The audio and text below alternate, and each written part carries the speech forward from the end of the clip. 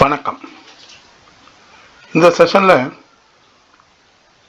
இரு முக்கிய தத்துவ கோட்பாடுகளை பார்க்க போறோம். ஒன்று மெட்டீரியலிசம், பொருள் முதல்வாதம்.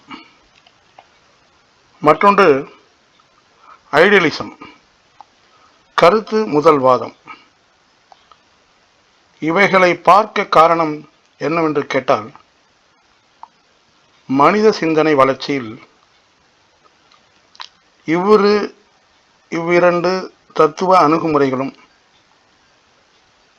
குறிப்பிடத்தக்க தாக்கத்தை ஏற்படுத்தியுள்ளன. இப்ப சப்ஜெக்ட்ல போவோம்.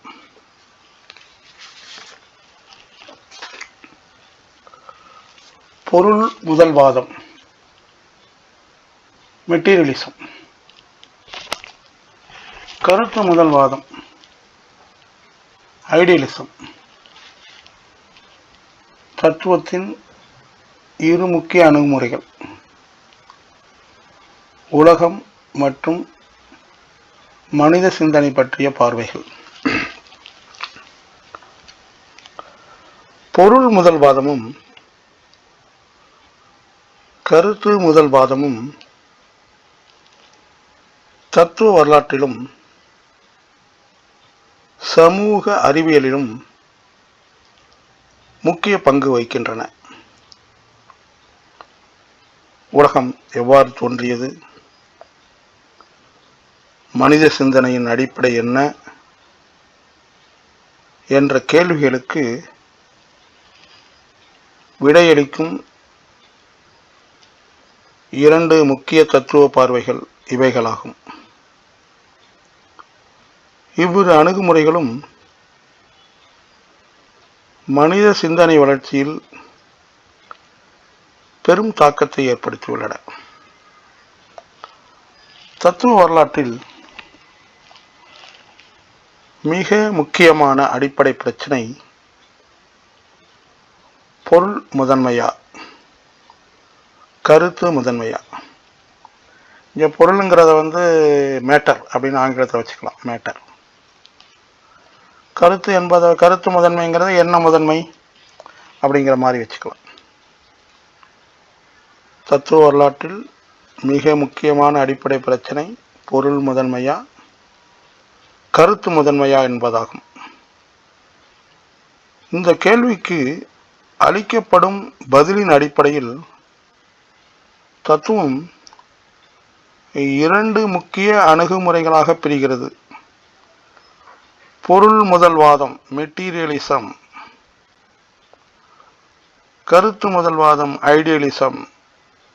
இங்கே மெட்டீரியலிசத்தை பணம் சம்பாதிக்கிறது, அது பணத்துக்காக பண்ணுறது, பொருள் ஈட்டுறது, அந்த மீனிங் கிடையாது. நீங்கள் இந்த சப்ஜெக்டில் உள்ளார போகிறப்ப அதை பற்றி உங்களுக்கு மேற்கொண்டு புரிதல் வரும். உலகம் மற்றும் மனித சிந்தனை பற்றிய பார்வைகளில் பொருள் முதல்வாதம் உலகை அடிப்படையாக கொண்டு சிந்தனையை விளக்குகிறது. கருத்து முதல்வாதம் சிந்தனையை அடிப்படையாக கொண்டு உலகை விளக்குகிறது. பொருள் முதல்வாதத்தை உலக அடிப்படையாக வச்சு சிந்தனையை விளக்குது. கருத்து முதல்வாதம் சிந்தனை அடிப்படையாக வச்சு உலக விளக்குது. இவ்விரு தத்துவ அணுகுமுறைகளும் மனித அறிவின் வளர்ச்சியிலும் தத்துவ வரலாற்றிலும் முக்கிய இடம் பெற்றுள்ளன.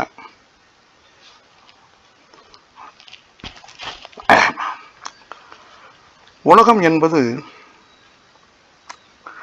பரந்து விரிந்த இயற்கை, மலைகள், கடல் போன்றவைகளை உள்ளடக்கியது.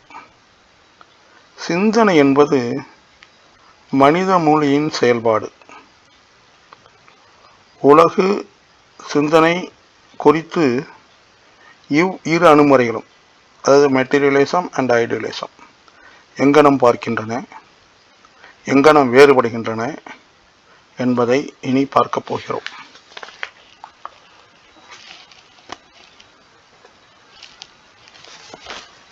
தத்துவம் என்றால் என்ன? மனிதன், இயற்கை, சமூகம், ஆகியவற்றை பற்றிய அடிப்படை கேள்விகளுக்கு விடை தேடும் அறிவியல். அதான் தத்துவம். எது முதன்மை, பொருளா கருத்தா? Matter or idealism? ஐடியா. மனிதன் யார்? மனித சிந்தனை எவ்வாறு உருவாகிறது? வாழ்க்கையின் நோக்கம் என்ன? அறிவு எவ்வாறு செயல்படுகிறது? உலகம் எவ்வாறு தோன்றுகிறது? இயற்கை விதிகள் எவ்வாறு செயல்படுகின்றன? இயற்கைக்கும் மனிதனுக்கும் உள்ள தொடர்பு என்ன? சமூகம் எவ்வாறு உருவானது? சமூக மாற்றங்கள் ஏன் ஏற்படுகின்றன? மனிதனுக்கும் சமூகத்திற்கும் இடையிலான உறவு என்ன?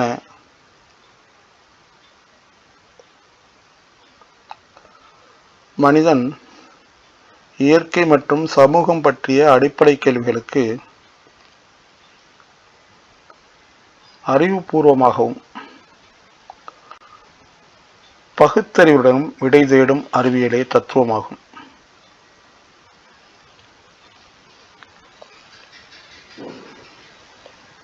தத்துவம் பேசுறான்னு சொல்லுவோம், வெறும் பேசுறது தத்துவம் இல்லை. அறிவுபூர்வமாகவும் பகுத்தறிவுடனும் கேள்விகளை கேட்டு விடை தேடும் அறிவியல் தான் தத்துவம். பேசுறது மட்டும் கிடையாது. சிந்தனையின் வளர்ச்சிக்கும் உலகை புரிந்து கொள்வதற்கும் தத்துவம் மிக முக்கிய பங்கு வகிக்கிறது.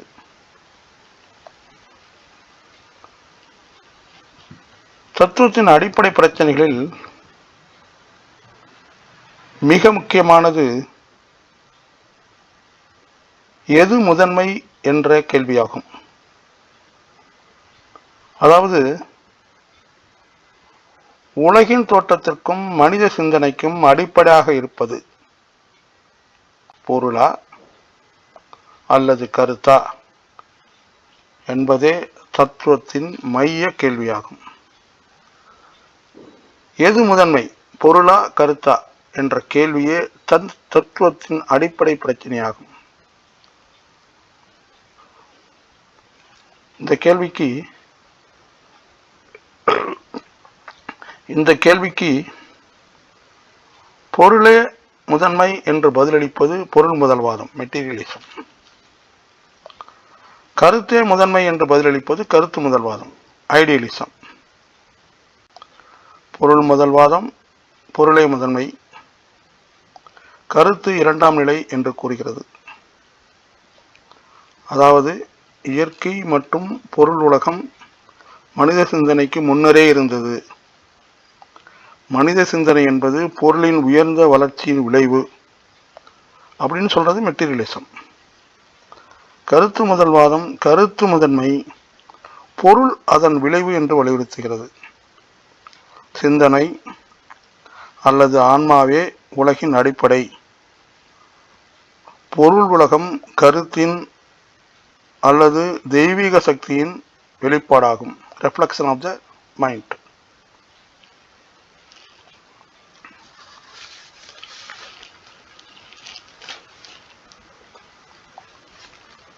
மெட்டீரியலிசம், பொருள் முதல்வாதம். பொருள்தான் முதன்மை, மேட்டர். சிந்தனை, உணர்வு, கருத்துக்கள் அனைத்தும் பொருளின் விளைவுகள். இயற்கை முதலில் தோன்றியது, மனித சிந்தனை பின்னர் உருவானது. பொருள் முதல்வாதம் என்பது பொருளே முதன்மையானது என்றும், மனித சிந்தனை மற்றும் கருத்துக்கள் பொருளின் வளர்ச்சியால் உருவானவை என்றும் கூறும் தத்துவ கோட்பாடாகும். உலகம் மனிதன் தோன்றுவதற்கு முன்பே இருந்தது என்று சொன்னால் அது பொருள் முதல்வாதம். இயற்கை தனது சொந்த விதிகளின்படி இயங்குகிறது என்று சொன்னால் அது பொருள் முதல்வாதம். மனித மூளையின் செயல்பாடே சிந்தனையாக வெளிப்படுகிறது என்று சொன்னால் அது பொருள் முதல்வாதம், மெட்டீரியலிசம். உதாரணமாக, மனிதனின் மூளை ஒரு பொருள். மூளை செயல்படுவதால் சிந்தனை உருவாகிறது. மூளை இல்லாமல் சிந்தனை இருக்க முடியாது. எனவே சிந்தனைக்கு அடிப்படையாக இருப்பது பொருள். மனித மூளை ஒரு பொருள். மூளையின் நரம்பு மண்டலங்கள் செயல்படும் போது எண்ணங்கள், நினைவுகள், உணர்ச்சிகள் மற்றும் கருத்துக்கள் உருவாகின்றன. நமது கண்கள், காதுகள், மூக்கு, தோல் போன்ற புலன் உறுப்புகள் வெளி உலகிலிருந்து தகவல்களை பெறுகின்றன. அந்த தகவல்களை மூளை பகுத்து உணர்வுகளாக மாற்றுகிறது. மனிதன் வாழும் சமூக சூழல், கல்வி, அனுபவம் மற்றும் உழைப்பு ஆகியவற்றின் அடிப்படையில் கருத்துக்கள் உருவாகின்றன.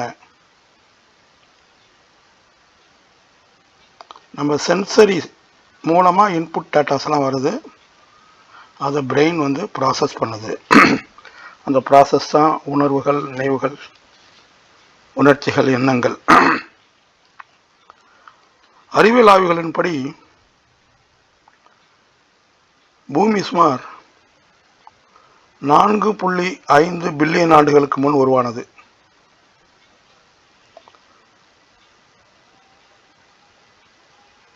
பில்லியன் தெரியும் உங்களுக்கு எவ்வளவுன்னு. அறிவியல் ஆய்வுகளின்படி பூமி சுமார் 4.5 பில்லியன் ஆண்டுகளுக்கு முன் உருவானது. மனித இனம் மிகவும் பின்னரே தோன்றியது. அதுக்கு பின்னாடி தான் இயற்கை தான் முன்னாடி தோன்றியது. மனித இனம் அதுக்கு மிகவும் பின்னரே தோன்றியது. இது இயற்கை முதலில் இருந்தது, மனித சிந்தனை பின்னர் உருவானது என்ற பொருள் முதல்வாதத்தின் கருத்தை உறுதிப்படுத்துகிறது. பொருளே முதன்மை, சிந்தனை அதன் பிரதிபலிப்பு.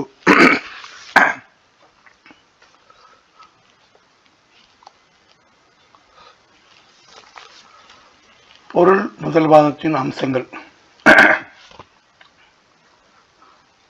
உலகம் மனிதனின் சிந்தனைக்கு வெளியே உள்ளது. இயற்கை விதிகளின்படி இயங்குகிறது. அறிவியல் ஆய்வுகளுக்கு முக்கியத்துவம் அளிக்கிறது. சமூக மாற்றங்கள் பொருளாதார காரணிகளால் ஏற்படுகின்றன. மனிதன் தோன்றுவதற்கு முன்பே பூமி, சூரியன், நட்சத்திரங்கள், மலைகள், கடல்கள் போன்ற இயற்கை பொருட்கள் இருந்தன. மனிதன் அவற்றை பற்றி சிந்திக்கிறானா இல்லையா என்பதை பொருட்படுத்தாமல் அவை உண்மையாகவே உள்ளது. ஒரு மலை மனிதன் பார்க்காத நேரத்திலும் தொடர்ந்து இருக்கிறது. நாம் கண்கள் மூடினாலும் அதை பற்றி சிந்திக்காவிட்டாலும் அந்த மலை அழிந்து போவதில்லை. மனுஷன்லாம் தோன்றதுக்கு முன்னாடியே இந்த இயற்கை தோன்றிவிட்டது. அந்த இயற்கை மனிதன் பார்க்கறானா இல்லையா அப்படின்லாம் பார்க்கல, அது அதுவாகவே இருந்துட்டு இருக்கு.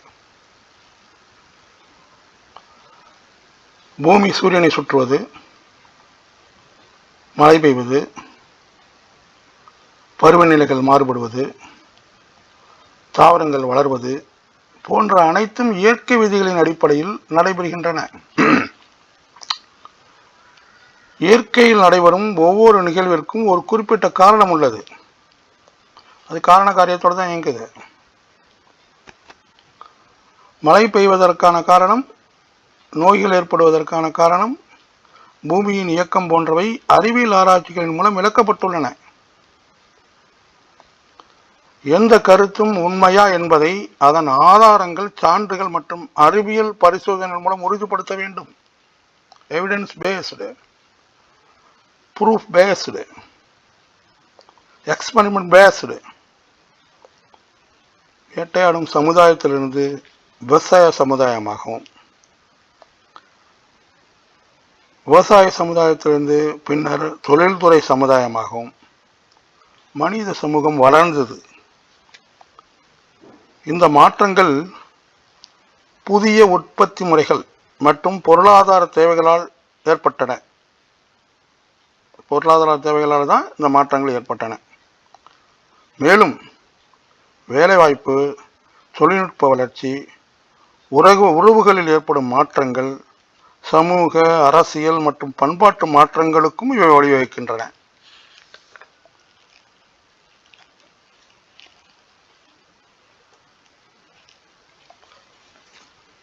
பொருள் முதல்வாதத்தின் எடுத்துக்காட்டுகள். மூளை இருப்பதால் சிந்தனை உருவாகிறது. மழை, புயல், நிலநடுக்கம் போன்றவை இயற்கை நிகழ்வுகள். அறிவியல் கண்டுபிடிப்புகள் உலகை விளக்குகின்றன. பொருள் முதல்வாதம் சிந்தனை, உணர்வு, அறிவு போன்ற மன செயல்பாடுகள் அனைத்தும் மனித மூளையின் செயல்பாடுகளின் விளைவுகளே என்று கூறுகிறது. சிந்தனை, உணர்வு, அறிவெல்லாம் மூளையின் செயல்பாடுகளின் விளைவு. தோன்றதில்லை, மூளை செயல்படுறதால அதனால் ஏற்பட்ட விளைவுகள் தான் சிந்தனை, உணர்வு, அறிவு போன்றவைகள். அதாவது மூளை என்ற பொருள் சார்ந்த உறுப்பு இருப்பதால் தான் சிந்தனை உருவாகிறது. சிந்தனை தனியாக அல்லது உடலுக்கு வெளியே இருந்து தோன்றுவது இல்லை. சிந்தனைங்கிறது தனியாகவோ அல்லது உடலுக்கு வெளியே இருந்து தோன்றுவதில்லை. மழை, புயல், நிலநடுக்கம் போன்றவை எந்த அமானுஷ சக்தியாலும் ஏற்படுவதில்லை. அவை இயற்கையின் செயல்பாடுகளின் விளைவு. உதாரணமாக, கடல் மற்றும் நிலப்பரப்பிலிருந்து நீர் ஆவியாகி மேகங்களாக மாறி பின்னர் மழையாக பொழிகிறது.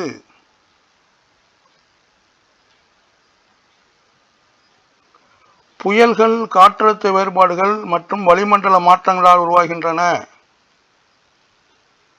நிலநடுக்கங்கள் ரெண்டு நாளாக அந்த வெனிசுலாவில் கூட நடந்துட்டு இருக்கு. நிலநடுக்கங்கள் பூமியின் அடித்தட்டில் உள்ள புவி தட்டுக்களில் இயக்கங்களால் ஏற்படுகின்றன. நிலநடுக்கம்லாம் வேற ஒன்றும் இல்லை. நிலநடுக்கங்கள் பூமியின் அடித்தட்டில் உள்ள புவி தட்டுக்களின் இயக்கங்களால் ஏற்படுகின்றன. 2 நாளைக்கு முன்னாடி வெனிசுலாவில் ஏற்பட்டது. நேற்று ஈவினிங் ஆப்கானிஸ்தானில் ஏற்பட்டது லைட்டாக. அதோட எஃபெக்ட் கூட நார்த் இந்தியாவில் இருந்ததுன்னு சொன்னாங்க. இதெல்லாம் அறிவியல் படி பார்த்தா இதெல்லாம் புவி தட்டுகளின் இயக்கங்களால் ஏற்படுகின்றன. பூமி சூரியனை சுற்றுகிறது என்பதை வானியல் ஆய்வுகள் நிரூபித்துள்ளன. நோய்கள் நுண்ணுயிரிகளால் ஏற்படுகின்றன என்பதை மருத்துவ ஆய்வுகள் கண்டறிந்துள்ளது. மின்சாரம், ஈர்ப்பு விசை, அணு அமைப்பு போன்றவற்றை பற்றி அறிவியல் கண்டுபிடிப்புகள் இயற்கையின் விதிகளை விளக்குகின்றன. ஈர்ப்பு விசை, கிராவிடேஷன் ஃபோர்ஸ். இந்த கண்டுபிடிப்புகள் மனிதன் அறிவை விரிவுபடுத்துவதோடு மட்டுமில்லாமல் இயற்கை பற்றிய தவறான நம்பிக்கைகளையும் நீக்குகின்றன. இதன் மூலம் உலகை பற்றிய உண்மைகளை அறிவியல் முறையில் அறிய முடிகிறது. இவைகள் யாவும் பொருள் முதல் வாதத்தின் எடுத்துக்காட்டுகளாகும்.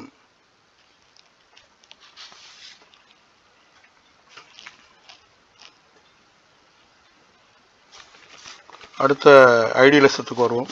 இப்போ இது வரைக்கும் சொன்னது பொருள் முதல்வாதம், மெட்டீரியலிசம்.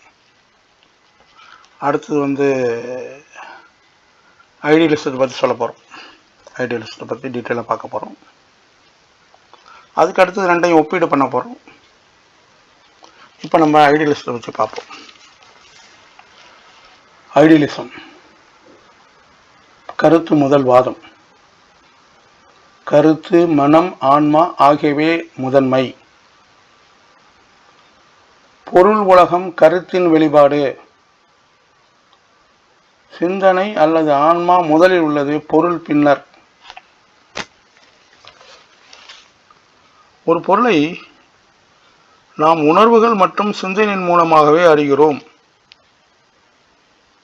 எனவே உலகை பற்றிய நமது அறிவிற்கு மனமே அடிப்படையாக இருக்கிறது என்று கருத்தல் முதல்வாதம் வலியுறுத்துகிறது. மனம்தான் எல்லாம் அப்படின்னு சொல்றதுதான் ஐடியலிசம். எனவே கருத்து, மனம், ஆன்மா ஆகியவையே முதன்மை என்பது பொருளை விட சிந்தனை, மனம் மற்றும் ஆன்மா உண்மைகளே அடிப்படையானவை என்றும், பொருள் உலகம் அவற்றின் வெளிப்பாடாகும் என்றும் கூறும் கருத்து முதல் பாகத்தின் முக்கிய கொள்கையாகும். மனசு பார்க்கறது தான் பொருள். எல்லாம் ஃபர்ஸ்ட் மனசு தான், ஆன்மா தான், கருத்து தான் அப்படின்னு இதை முதன்மைப்படுத்துறது தான் கருத்து முதல்வாதம், ஐடியலிசம். கருத்து முதல்வாதம் பொருள் உலகம் தனித்து இயங்கும் என்பது ஒரு உண்மை அல்ல.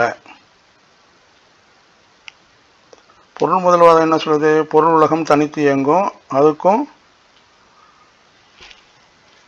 சம்பந்தம் இல்லை, சிந்தனைக்கு சம்பந்தம் இல்லைன்னு சொல்லுது. கருத்து முதல்வாதம் என்ன சொல்லுது? பொருள் உலகம் தனித்து இயங்கும் என்பது ஒரு உண்மை அல்ல, அது கருத்து, மனம் அல்லது ஆன்மாவின் வெளிப்பாடாகும் என்று கூறுகிறது. நான் காணும் உலகங்கள் யார் காணக்கூடுங்கிற மாதிரி, நான் காணும் உலகம் யார் காணக்கூடும். மனம் பார்க்கறது தான் உலகம், ஆன்மா பார்க்கறது தான், ஆன்மாவின் வெளிப்பாடு தான் உலகம் அப்படின்னு சொல்லுது இந்த ஐடியலிசம். இந்த கொள்கைப்படி கருத்து சிந்தனையுமே முதன்மையானவை. பொருள் உலகம் அவற்றிலிருந்து தோன்றியதாக கருதப்படுகிறது. கருத்து சிந்தனை தான் ஃபர்ஸ்ட், பொருள் உலகம்லாம் இதுலேருந்து ஏற்பட்டது தான். இதுலேருந்து கருத்து சிந்தனையிலிருந்து உருவானது. இந்த கொள்கையின்படி பொருள் தானாக உருவாகவில்லை, மாறாக சிந்தனை அல்லது ஆன்மாவின் வெளிப்பாடாகவே பொருள் உலகம் தோன்றியுள்ளது. கருத்து முதல்வாதிகள் உலகின் தோற்றத்திற்கும் இயக்கத்திற்கும் ஒரு உயர்ந்த சிந்தனை அல்லது ஆன்மீக சக்தியே காரணம் என்று கூறுகின்றனர். உலகம் இயற்கையெல்லாம் தானா தோணல, அதை ஒரு உயர்ந்த சிந்தனை தோற்றுவித்திருக்கு, ஒரு ஆன்மீக சக்தி தோற்றுவித்திருக்கு, ஒரு தெய்வீக சக்தி தோற்றுவித்திருக்கு. அதுதான் காரணம். தானா தோன்றல. தானா உலகம் தோன்றுன்னு சொல்றது மெட்டீரியலிசம், பொருள் முதல்வாதம். அதை ஒரு தெய்வீக சக்தி தான் படைச்சிருக்கு சொல்றது ஐடியலிசம், கருத்து முதல்வாதம். அந்த உயர்ந்த அந்த தெய்வீக சக்தியின் சிந்தனையிலிருந்து தான் உலகம் தோன்றிருக்குன்னு சொல்றது தான் கருத்து முதல்வாதம்.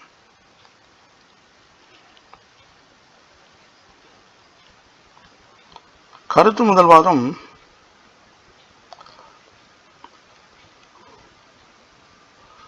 சிந்தனை, மனம் அல்லது ஆன்மாவே உலகின் அடிப்படை உண்மை என்றும், பொருள் உலகம் அதற்கு பிந்தையது என்றும் வலியுறுத்துகிறது. சிந்தனை அல்லது ஆன்மா முதலில் உள்ளது, பொருள் பின்னர் அப்படின்னு சொல்றது ஐடியலிசம்.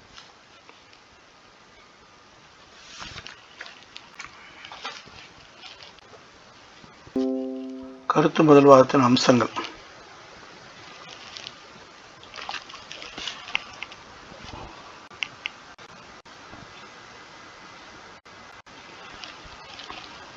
மனம் அல்லது ஆன்மாவிற்கு முன்னுரை மனம் அல்லது ஆன்மாவிற்கு முன்னுரிமை. உலகம் தெய்வீக சக்தியால் உருவாக்கப்பட்டது என கருதுகிறது.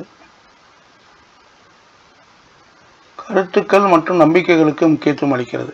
கருத்து முதல்வாதத்தின் அம்சங்கள். கருத்து முதல்வாதிகள் மனிதன் உலகை அறிந்து கொள்வதும் புரிந்து கொள்வதும் மனத்தின் மூலமாகவே நடைபெறுகிறது என்று கூறுகின்றனர். மனிதனின் சிந்தனை, உணர்வு, கற்பனை மற்றும் அறிவு ஆகியவை மனத்தின் செயல்பாடுகளாகும். எனவே மனமே அனைத்து அறிவுக்கும் அனுபவங்களுக்கும் அடிப்படையாக விளங்குகிறது என்று சொல்றாங்க கருத்து முதல்வாதிகள். சில கருத்து முதல்வாதிகள் ஆன்மா அழியாதது என்றும் பொருள் உலகம் நிலையற்றது என்றும் கருதுகின்றனர். கருத்து முதல்வாதம் உலகத்தின் தோற்றத்திற்கும் இருப்பிற்கும் ஒரு உயர்ந்த ஆன்மீக அல்லது தெய்வ சக்தியே காரணம் என்று கருதுகிறது. கடவுள் தான் படைச்சாரு உலகத்தை. இந்த கொள்கையின்படி உலகம் தானாக உருவாகவில்லை, மாறாக இறைவன் அல்லது பரம ஆன்மாவின் சிந்தனை மற்றும் விருப்பத்தின் விளைவாக உள்ளது. அதான் சிந்தனை முன்னர் பொருள் பின்னர்னு, பொருளை பின்னாடி தள்ளி சிந்தனை முன்னாடி வைக்கிறது. யாரோட சிந்தனை? இறைவன் அல்லது பரம ஆன்மாவின் சிந்தனை. இதான் உலகை படைச்சது. இந்த கொள்கையின்படி மனிதன் செயல்கள் மற்றும் வாழ்க்கை முறையை நிர்ணயிப்பது பொருள் சார்ந்த காரணிகள் அல்ல. இந்த கருத்து முதல்வாத கொள்கையின்படி மனிதன் செயல்கள் மற்றும் வாழ்க்கை முறையை நிர்ணயிப்பது பொருள் சார்ந்த காரணிகள் அல்ல, மாறாக அவனது எண்ணங்கள், நம்பிக்கைகள் மற்றும் மனப்பான்மைகளே ஆகும். கருத்து முதல்வாதிகள் மனிதன் உலகை புரிந்து கொள்வதும் அதற்கு அர்த்தம் அளிப்பதும் தனது சிந்தனை மற்றும் நம்பிக்கைகளின் மூலமாக என்று கருதுகின்றனர். உதாரணமாக, ஒரு மனிதன் தனது மத நம்பிக்கை, ஒழுக்க கோட்பாடுகள் அல்லது வாழ்க்கை கொள்கையின் அடிப்படையில் முடிவுகள் எடுக்கலாம். இதன் மூலம் கருத்துக்களும் நம்பிக்கைகளும் மனித நடத்தையை வழிநடத்துகின்றன என்பதை அறிய முடிகிறது. எனவே கருத்து முதல்வாதம் கருத்துக்கள் மற்றும் நம்பிக்கைகளுக்கு முக்கியத்துவம் அளிக்கிறது. ஒரு மத கோட்பாட்டுப்படியோ ஏதோ ஒரு நம்பிக்கையின்படியோ செயல்படுறது கருத்து முதல்வாதம்.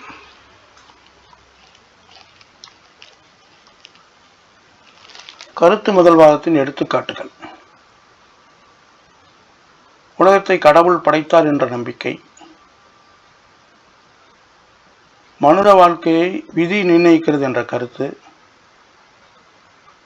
ஆன்மா உடலை விட உயர்ந்தது என்ற பார்வை. உலகத்தை கடவுள் படைத்தார் என்ற நம்பிக்கை கருத்து முதல்வாதத்தின் முக்கிய எடுத்துக்காட்டாக கருதப்படுகிறது. இந்த நம்பிக்கையின்படி பிரபஞ்சம், இயற்கை மற்றும் அனைத்து உயிரினங்களும் ஒரு உயர்ந்த தெய்வீக சக்தியான கடவுளால் உருவாக்கப்பட்டவை. உலகம் தானாக உருவாகவில்லை, மாறாக கடவுளின் சித்தம், அறிவு மற்றும் ஆற்றலால் தோன்றியதாக கருதப்படுகிறது. மனித வாழ்க்கையை விதி நிர்ணயிக்கிறது. மனித வாழ்க்கையை விதி நிர்ணயிக்கிறது. தலையெழுத்துங்கிறான்ல, அதான் அதை சொல்லுது கருத்து முதல்வாதம். கருத்து முதல்வாதத்தின் முக்கிய எடுத்துக்காட்டாகும். மனித வாழ்க்கையை விதி நிர்ணயிக்கிறது என்கிற கருத்து முதல்வாதத்தின் முக்கிய எடுத்துக்காட்டாகும். இந்த நம்பிக்கையின்படி ஒருவரின் பிறப்பு, வளர்ச்சி, வெற்றி, தோல்வி மற்றும் வாழ்க்கையில் நடைபெற பல நிகழ்வுகள் முன்கூட்டியே நிர்ணயிக்கப்பட்ட விதிகளின்படி நடைபெறுகின்றன.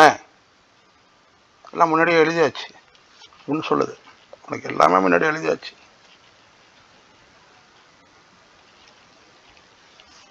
ஆருடங்கள் கேட்குறப்ப ஜோசியக்காரங்களாம் சொல்லுவாங்க. அதெல்லாம் கருத்து முதல்வாதம். மனித முயற்சிகளுடன் சேர்ந்து ஒரு மறைமுக சக்தி அல்லது விதியும் வாழ்க்கையை வழிநடத்துகிறது என்று கருதப்படுகிறது. ஐடியலிசத்தில் வெறுமனே ஹியூமன் எஃபோர்ட் மட்டும் கிடையாது, வேற ஏதோ ஒரு சக்தி அல்லது ஒரு விதி ஏதோ ஒன்று வாழ்க்கையை வழிநடத்துதுன்னு சொல்லுது ஐடியலிசம்.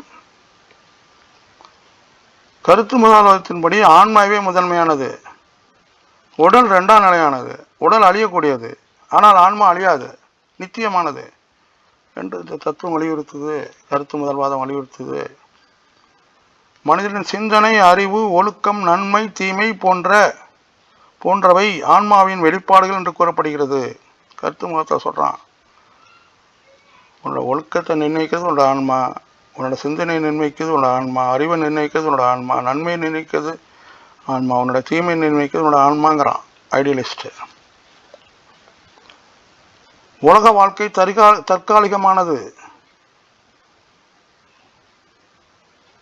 ஆன்மாவின் உயர்வே மனித வாழ்க்கையின் இறுதி இலக்கு என்று கருத்து முதல்வாதம் வலியுறுத்துகிறது. உடல் அழியும், ஆன்மா அழியாது. ஆகவே உடலை விட ஆன்மாவை உயர்ந்தது என்பதே கருத்து முதல்வாதத்தின் அடிப்படை நிலைப்பாடாகும்.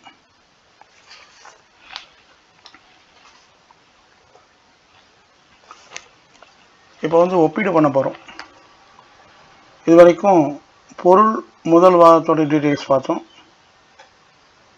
கருத்து முதல்வாதத்தோட டீட்டெயில்ஸ் பார்த்தோம், மெட்டீரியலிசம் ஐடியலிசம் ரெண்டோட டீட்டெயில்ஸ் பார்த்தோம்.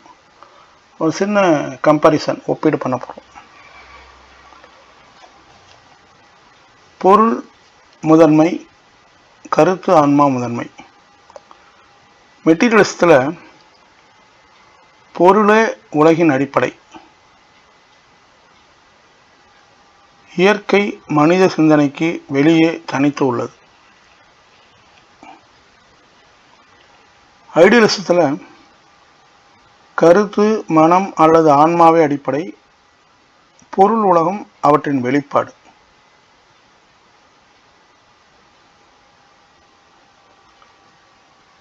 ரெண்டாவது,